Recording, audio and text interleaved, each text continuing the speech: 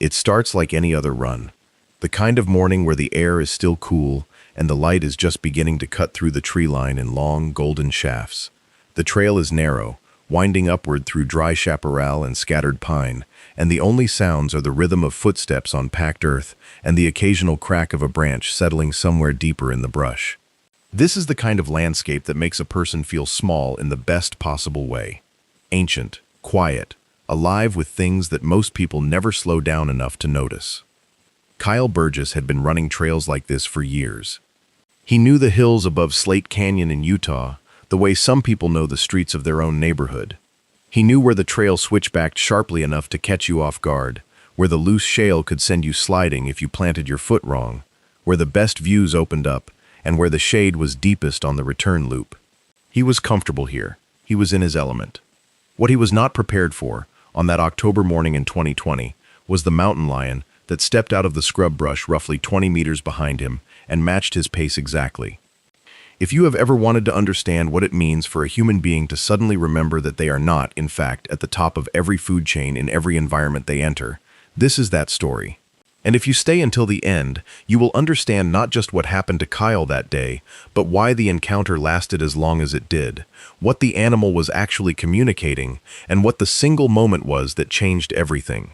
Subscribe if you are new here, because we find the stories that happen at the absolute edge of what the human body and mind can endure, and we tell them the way they deserve to be told. Now let us go back to the beginning. Not just the morning of the encounter, but further back than that. Because to understand what happened on that trail, you need to understand the animal. The mountain lion goes by more names than almost any other creature in the Western Hemisphere. Puma, cougar, panther, catamount, painter, ghost cat, depending on where you are standing when you say the word, Salamerica.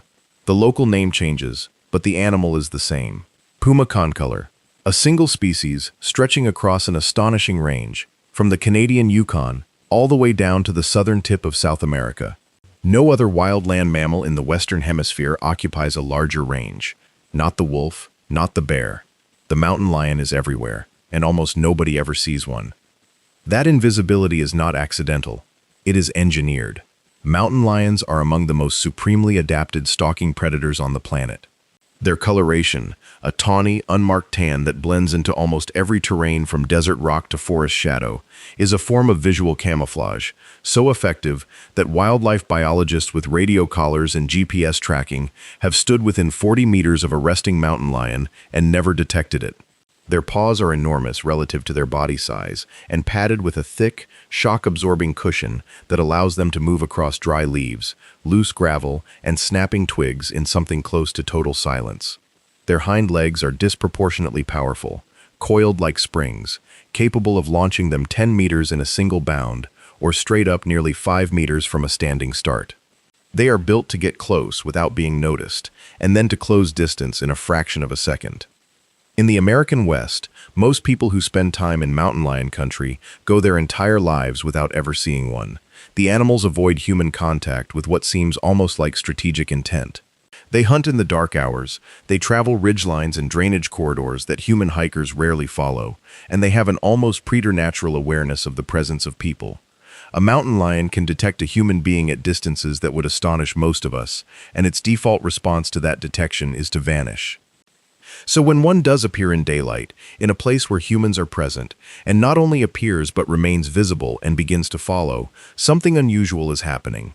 The question is always, what exactly? Kyle Burgess saw the answer to that question before he understood the question itself. He had crested a small rise in the trail and was moving along a contour line on the hillside when he noticed movement in the brush off to his right. He stopped. What he saw, initially, were not one but several shapes in the chaparral, small and spotted, moving in a way that told him immediately that they were young. Mountain lion cubs, 3 of them, maybe 4, tumbling over each other in the low scrub at the edge of the trail, curious and unafraid in the way that very young animals often are before experience teaches them caution. Kyle understood what this meant. He understood it in the way that anyone who spends serious time in wild places understands it, not from a textbook, but from a deep, instinctive reading of the situation. Where there are cubs, there is a mother. Where there is a mother who has spotted you near her cubs, there is a problem. He turned around, and there she was, She had not appeared suddenly. She had simply become visible in a way that suggested she had been there all along, positioned in the trail behind him, lower to the ground than he expected, tail sweeping slowly back and forth in a long arc, eyes fixed on him with the unbroken, evaluating intensity that is specific to large cats when they are deciding something. She was perhaps 20 meters away. She was large, and she was moving toward him. Not charging, not yet, but moving, closing the distance with a fluid, deliberate pace that was somehow more unsettling than a direct rush would have been, because it communicated something very specific. I am not afraid of you, and I am in control of this situation, and I am deciding, right now, what to do with you. Kyle did the thing you are supposed to do. He got big, he raised his arms, he stood up to his full height, and he began to back away slowly, facing her, putting distance between himself and those cubs without turning his back on the animal behind him. He spoke to her in a loud, firm voice, telling her he did not want trouble. He kept his eyes on her. She kept coming. This is the part of the story that requires some understanding of mountain lion behavior, because what happened next lasted for 6 minutes, and those 6 minutes have been analyzed by wildlife biologists, big cat behaviorists, and predator response experts in the time since the video Kyle happened to be recording on his phone captured the entire encounter, and it went, as these things go, extraordinarily viral. 6 minutes is a very long time to have a large predator following you. Most mountain lion charges and attacks, when they occur, are explosive and brief. The animal uses surprise and speed, and the encounter, terrible as it is over in seconds. What Kyle experienced was something categorically different. This was not a predatory stalk. This was a maternal defense display that kept escalating because the separation between Kyle and the cubs was not increasing fast enough for the female's comfort. Mountain lions have a range of threat behaviors that exist on a spectrum. At the low end is simple presence and sustained eye contact, the message being, I see you and I am here. Then comes the tail behavior, the slow sweep transitioning to a more agitated flick. Then comes posture, the lowering of the head, the drawing back of the shoulders, the coiling of those extraordinary hindquarters into the configuration that precedes a charge. Then come the vocalizations. Hissing, spitting, a sound that witnesses almost universally describe as something between a scream and a cough, a sound that the human nervous system responds to with something very close to electrical shock, regardless of whether the listener has ever encountered it before. Kyle got all of it, one after another and sometimes in combination. Every time he managed to gain a few meters, she closed the gap again. When he raised his voice, she matched him. When he picked up a rock and threw it toward her, she flinched back and then came forward again. She was not trying to kill him, but she was absolutely, completely, without any ambiguity, making sure that he understood that she could. She was making that case as forcefully as she was capable of making it, while still giving him the opportunity to leave.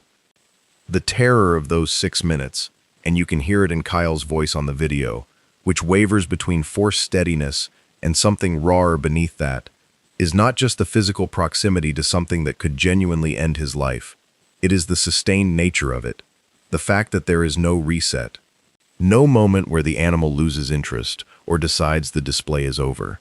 Every time he thought he might have created enough distance, she was there again, low and intent, and focused entirely on him. There is a specific kind of psychological pressure that comes from being the prey animal in a predator-prey dynamic, even when the predator has not committed to an attack. Human beings evolved in environments where we were not always the apex predator, and somewhere beneath the layers of culture and technology and rational thought, there are very old circuits that recognize exactly what it means to be looked at that way by something that can kill you. Those circuits do not produce calm. They produce a primal, flooding urgency that is almost impossible to override with reason. Kyle overrode it. For 6 minutes, he kept doing the right things. He kept facing her. Turning your back on a mountain lion in an active threat display is one of the most dangerous things a person can do, because it triggers the pursuit instinct in a way that forward-facing presence does not. Prey animals run. Prey animals show their backs. The moment a person runs, the entire calculus of the encounter changes. He kept making himself large and loud. The research on predator deterrence with mountain lions is consistent on this point.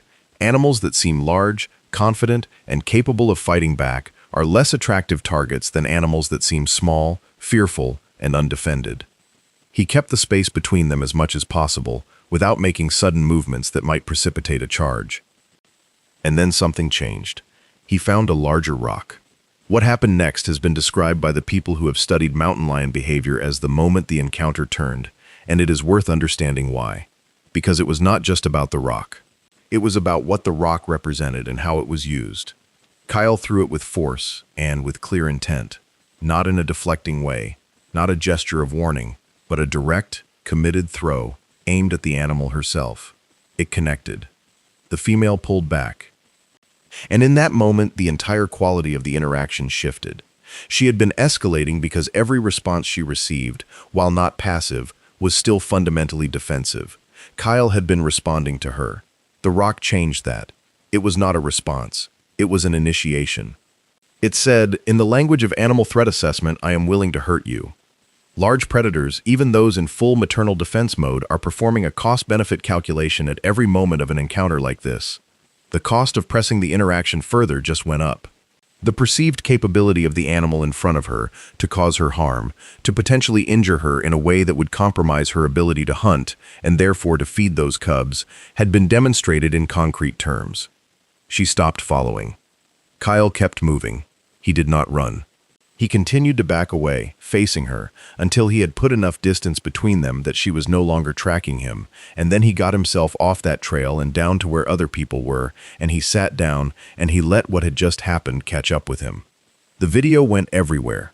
Tens of millions of views within days, and the responses it generated were as illuminating, in their own way, as the encounter itself, because they revealed how little most people understand about large predators and the reality of living alongside them. Some people watching the video thought Kyle had done everything wrong. He should have run, some suggested, which is precisely backwards and would almost certainly have converted a defensive display into a predatory chase. Some thought he should have played dead, which is appropriate bear behavior in certain contexts and would have been catastrophically wrong here. Some thought he should have had a weapon, which is a reasonable position to hold, but not relevant to what actually happened or why it ended the way it did. The people who study these animals had a different reaction. What most of them noted was that Kyle survived a 6-minute sustained threat encounter with an adult female mountain lion at close range because he did not panic, he did not run, and he eventually communicated to the animal in terms she could evaluate that he was not worth the cost of an actual attack. That is a remarkable thing, and it is worth sitting with for a moment because what it reveals is something important about the nature of wild animal encounters that most people who have only experienced wildlife through screens never fully grasp.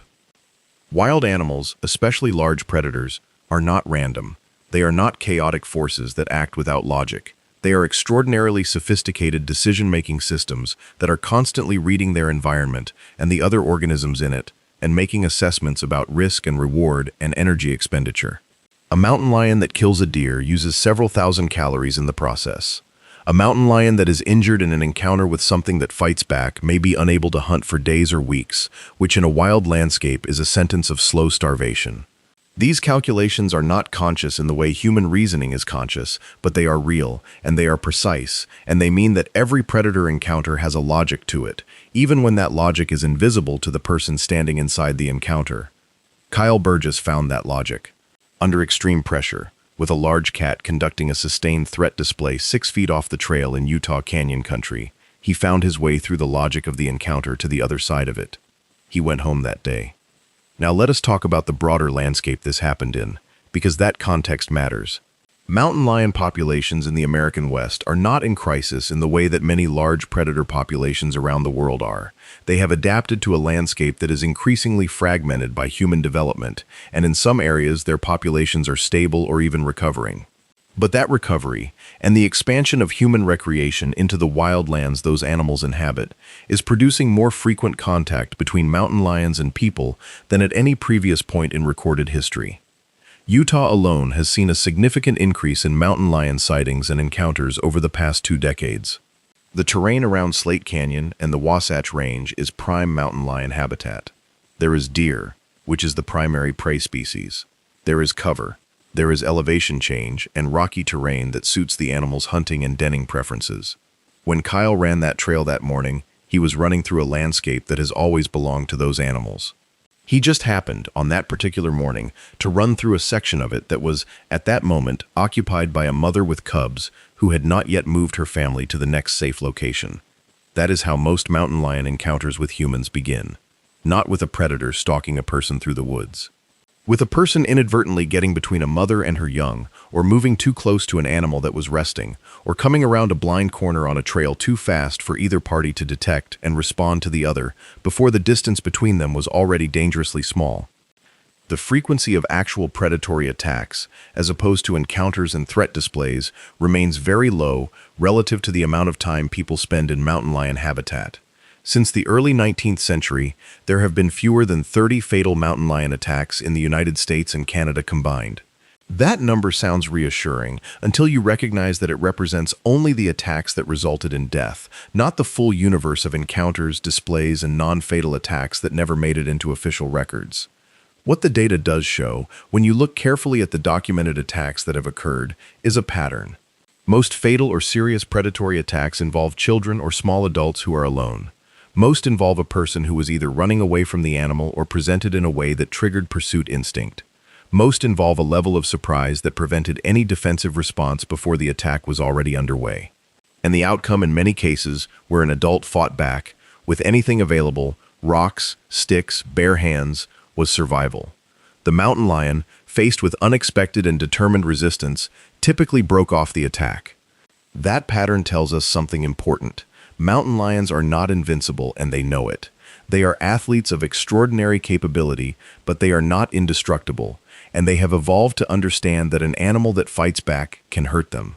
The cases where people have survived attacks by fighting back are numerous enough to have formed the basis of most official advice on what to do if a mountain lion attacks. Do not play dead. Fight back with everything available. Target the face and eyes, and do not stop fighting.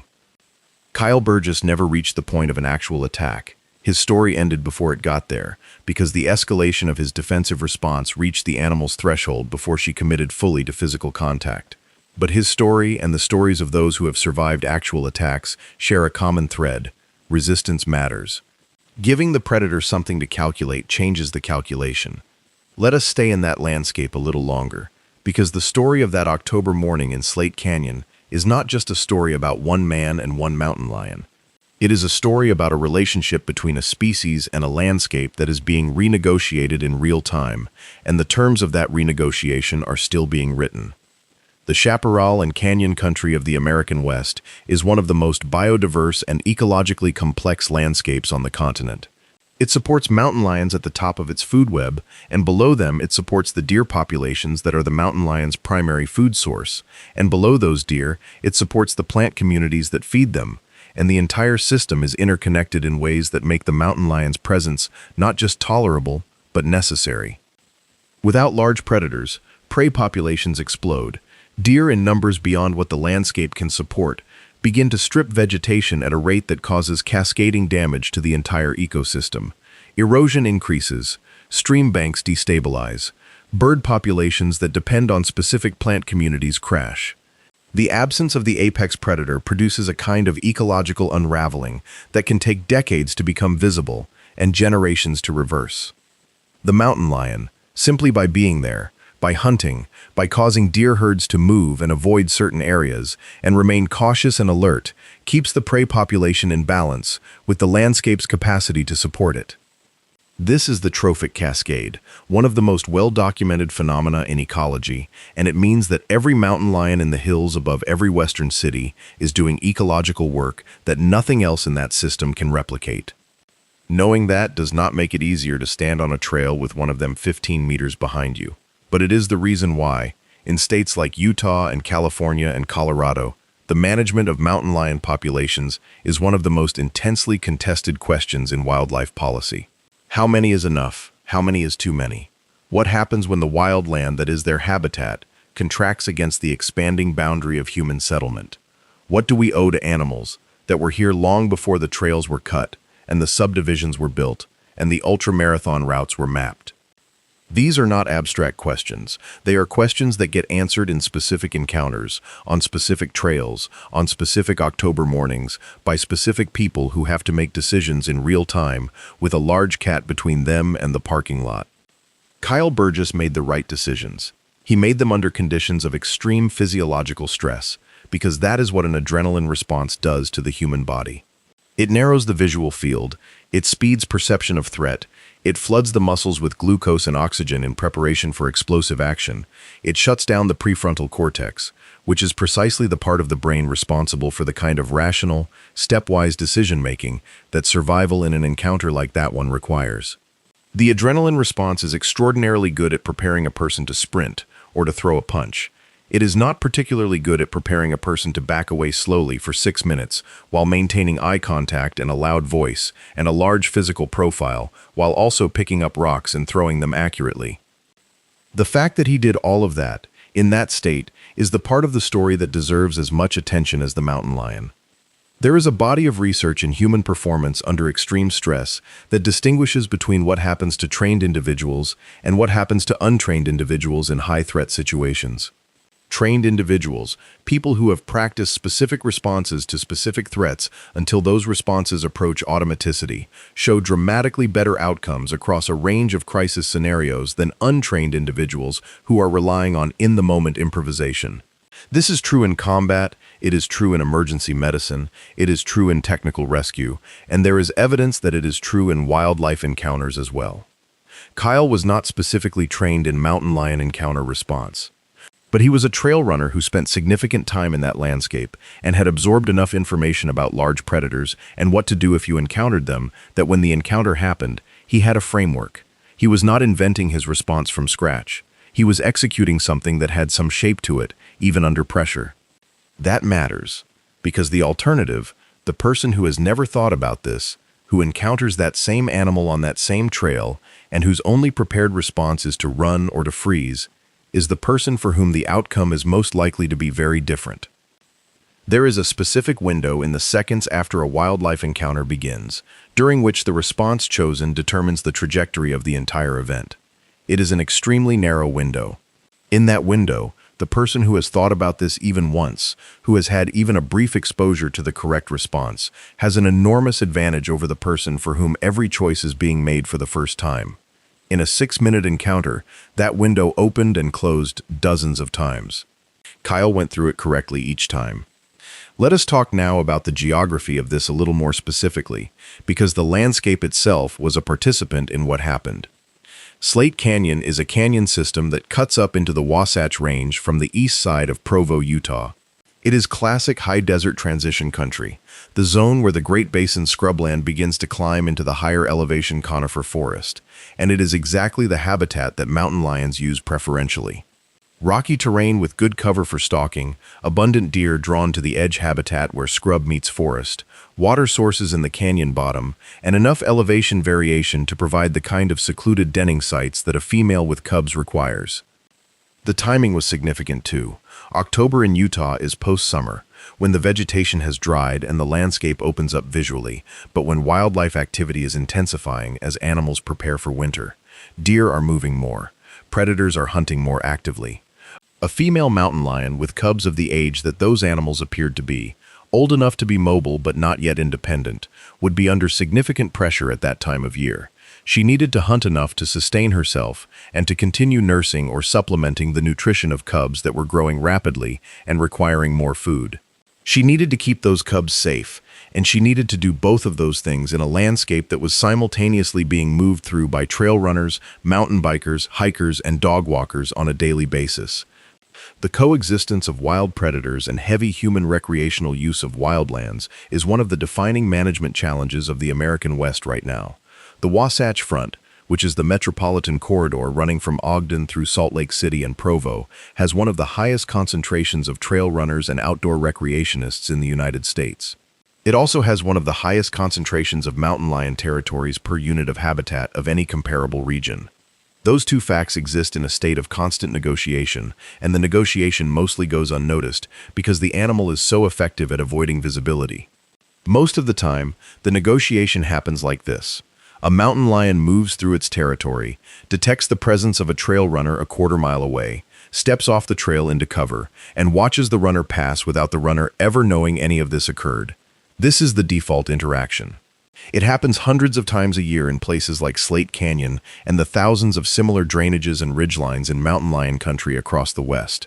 The runner gets home and talks about what a beautiful morning it was, and never knows what was watching them from the brush at the third switchback. On rare occasions, the negotiation surfaces. A runner comes around a blind corner too fast. A mountain biker descends a trail at a speed that mimics fleeing prey and triggers an instinctive response. A dog off-leash runs ahead of its owner and corners an animal that then has to make a different kind of decision. And sometimes, as happened to Kyle Burgess, a runner crests a rise at just the wrong moment and arrives, without warning and without either party having time to choose otherwise, in the space between a mother and her cubs. When the invisible negotiation becomes visible, it is almost always because something in the normal buffer of time and distance and sensory detection has been compressed. The animal did not expect a person there, or the person did not expect the animal, or both, and in the absence of the normal early warning that allows each party to adjust their behavior before contact, something happens that would not have happened otherwise. This is why trail runners in mountain lion country are increasingly being advised to make noise on blind corners and descents, to avoid running alone at dawn and dusk when lion activity peaks, to carry bear spray, which is effective against mountain lions as well, and to keep dogs on leash, because a dog that runs ahead and encounters a lion and then runs back toward its owner with the lion in pursuit has transformed a low-risk encounter into a very high-risk one. None of that guidance was specific to Kyle on that morning. He was not doing anything wrong. He was running a trail he knew well in daylight hours. He encountered something that was always a possibility in that landscape, and that most people who run there have never encountered and will never encounter. He simply happened to be there at that specific moment, and when the encounter happened, he handled it as well as it can be handled. Now let us come back to the animal, because she deserves her own consideration in this story. And it is a consideration that the initial coverage of the event mostly skipped over in the interest of focusing on the drama of the human experience. That female mountain lion was not a villain. She was not aggressive in any pathological sense. She was not displaying the kind of behavior, the loss of fear of humans, the daytime hunting near populated areas, the bold approach to crowds, that wildlife managers associate with animals that have become genuinely dangerous and may need to be removed. She was a mother doing exactly what mothers of her species have done for millions of years, placing herself between a perceived threat and her offspring and escalating her response until the threat retreated. The fact that the threat was a trail runner who had no hostile intent toward her or her cubs was irrelevant to her assessment. She did not have access to his intentions. She had access to his behavior, his proximity, his response to her displays, and ultimately the rock he threw. She read all of it, and she made decisions based on what she read. When those decisions produced an outcome that was safe for her cubs, she stopped. That is not a dangerous animal. That is an animal doing exactly what her species has been shaped by evolution to do, in exactly the landscape she was born to inhabit, responding to exactly the kind of novel and confusing stimulus that her species increasingly encounters as the boundary between wild land and human recreation continues to contract. The question of what we do about that is a genuinely difficult one. Wildlife managers in most Western states use a tiered response system when mountain lions come into conflict with humans. An animal that kills livestock may be subject to depredation permits. An animal that attacks a person is typically killed, because the assessment is that once an animal has identified humans as prey, it represents an ongoing and unacceptable risk. An animal that displays toward humans but does not attack is typically left alone, because the behavior, while frightening, is within the normal range of what a wild mountain lion does and does not indicate a broken relationship with the sight and smell of people. The female from Slate Canyon, as far as anyone could determine, was never located or identified after the encounter. She left no evidence that she had ever been there beyond what the video recorded. She moved her cubs, as mountain lion mothers routinely do when they feel a denning location has been compromised, and she disappeared back into the vastness of the Wasatch Range. She is out there somewhere right now, most likely, doing exactly what she was designed to do, invisible and silent, and perfectly calibrated to a landscape that existed for millions of years before the first trail was cut. There is something almost vertiginous about holding that image alongside the image of Kyle Burgess, backing down that trail with his arms raised and his voice breaking from the effort of making himself sound larger than his fear. Two organisms from wildly different evolutionary lineages, meeting on a narrow path in canyon country, each trying to read the other with the tools they had available, each making decisions based on imperfect information, and both, in the end, going home. That is the story. That is what it looks like when the wild world and the human world overlap without the buffer of glass or screen or distance. It is not clean, it is not comfortable, it does not resolve into a simple moral. But it is real, in a way that almost nothing else in modern life is real, and it asks something of the person who encounters it, a quality of presence and decision-making and self-regulation under conditions of genuine threat that cannot be faked and cannot be outsourced. Kyle was asked afterward, in numerous interviews, whether the encounter had changed how he felt about running in mountain lion country. His answer was characteristically direct. He said it had not changed whether he would continue to run there. It had changed how he ran there. He carried bear spray after that. He made more noise on blind sections. He paid different attention to the brush. He went back to the same trail. That choice tells you everything you need to know about the relationship between people who love wild places and the wild things that live in them. It is not a comfortable relationship. It is not a safe one, not completely. It demands a specific kind of humility, an acknowledgement that the landscape you are moving through belongs to something other than you, that your presence there is a privilege and not a right, and that the privilege comes with the possibility, however small, of meeting something that has no interest in your comfort or convenience, and every interest in its own survival and the survival of its young. Most people who love wild places understand that. Most of them accept it. Some of them, when the moment comes, prove it.